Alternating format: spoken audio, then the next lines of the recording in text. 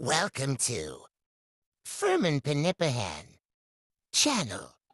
Hai guys, kali ini kita akan berbicara tentang banyak hal. Obrolan ini obrolan tingkat profesor, gitu ya. Mari kita dengarkan. Humor itu buat saya itu pelajaran logika dalam bentuk lain sebetulnya. Jadi kalau kita ganggu logika orang, dia tahu dia terganggu, dia akan tertawa itu. Jadi tingkat itu sebetulnya hanya orang yang IQ-nya lebih dari 200 sekolah yang mampu humor itu. Karena itu perlu abstraksi loh itu. Buat lain kalau humor slapstick itu semua orang bisa lakukan. Tapi kita ingin humor yang benar-benar ya tingkat profesor gitu.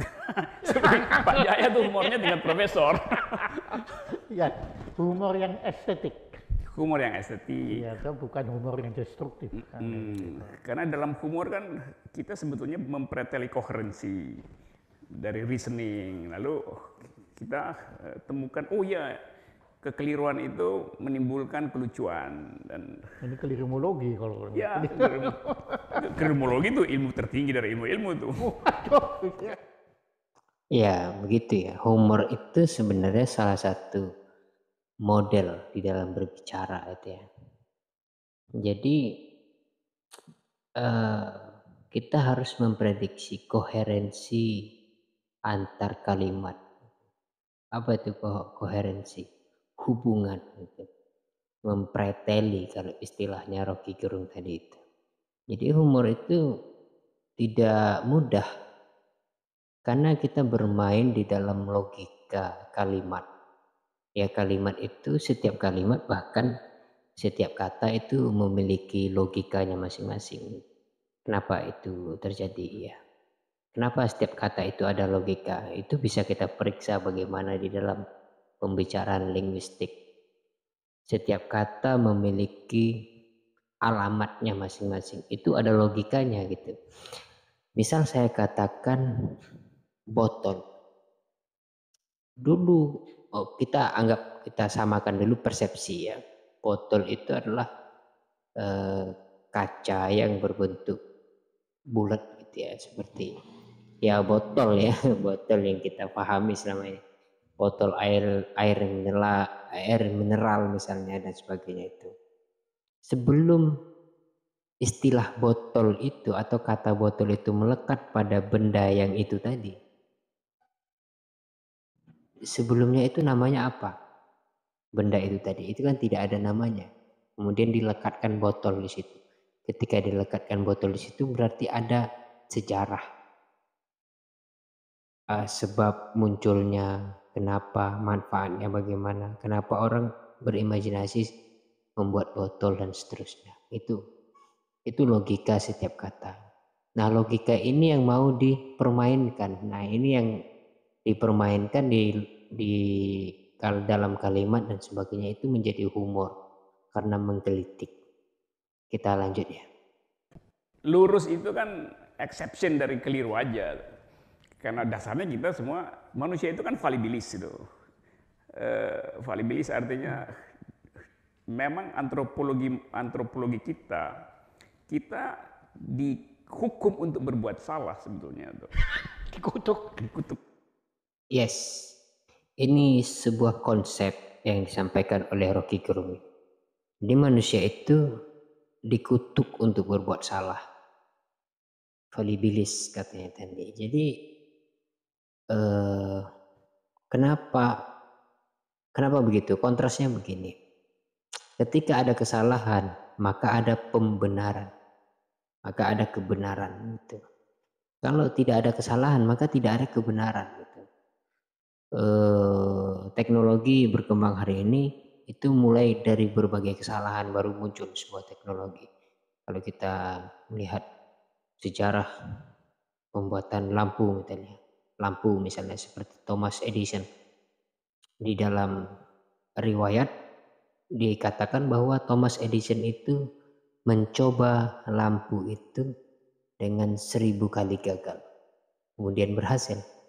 Jadi memang kegagalan itu, kekeliruan itulah yang kemudian menimbulkan evaluasi ada kebenaran gitu. Jadi kebenaran itu muncul karena kekeliruan yang dilakukan oleh manusia. Untuk berbuat salah tuh. Jadi untuk berbuat keliru sebetulnya. Jadi keliru itu betul-betul antropologis itu. Dan itu yang menyebabkan pengetahuan tumbuh sehingga Yes. orang Yes. mencari metode untuk melihat keliru itu konsisten atau tidak. Saya pernah belajar di Fakultas Teknik, di teknik, ekonomi, hukum juga, politik internasional.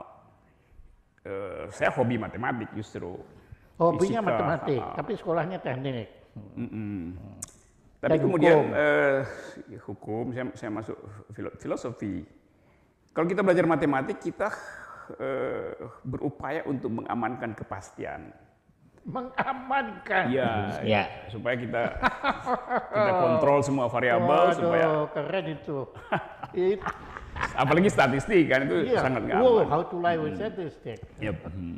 Nah, filsafat itu menguji kemungkinan sehingga kita selalu terbuka untuk melihat yang belum, the not yet.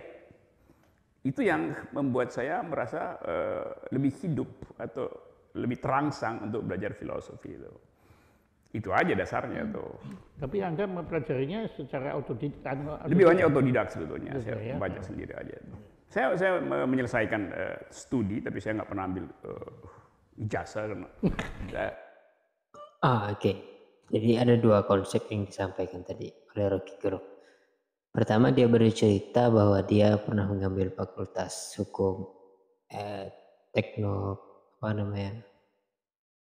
hukum, kemudian dia masuk juga kebudayaan dan sebagainya, kemudian ekonomi, dan akhirnya masuk ke filsafat. Dan yang diselesaikan oleh Rocky Gerung hanya filsafat, gitu ya. Sebelum itu tadi dia menyampaikan begini, bahwa matematik itu tugasnya adalah untuk memastikan atau mengamankan kebenaran. Nah, ini seakan-akan begini ya, seakan-akan kebenaran pada matematika itu sebenarnya kebenaran yang disepakati. Nah, itu. Nah, sebenarnya kalau kita pelajari logika matematika, ya memang begitu. Karena konsekuensi memahami matematika itu artinya kita menutup kemungkinan untuk percaya kepada metafisik atau sesuatu yang tidak bisa diangkakan, tidak bisa dikalkulasi, tidak bisa dipresentase. Itu matematika. Apakah kita bisa menghitung kecepatan ruh dan sebagainya? Tidak bisa, karena tidak ada materinya. Kalau bicara energi, ada energi, kekuatan dan sebagainya, karena itu berasal dari fisika kan. Nah, kemudian juga Rocky Gerung menyampaikan bahwa kenapa dia menyelesaikan filsafat, karena filsafat itu menyelesaikan kemungkinan gitu. Jadi dia dia jawab logika matematis itu dengan filsafat. Karena orang yang mempelajari matematika tanpa mempelajari filsafat, dia akan menjadi positivistik, yang berarti tidak menerima kebenaran kecuali berasal dari materialis atau materi. Makanya jawabannya adalah filsafat. Karena filsafat masuk ke dalam metafisik dan juga fisik. Ya.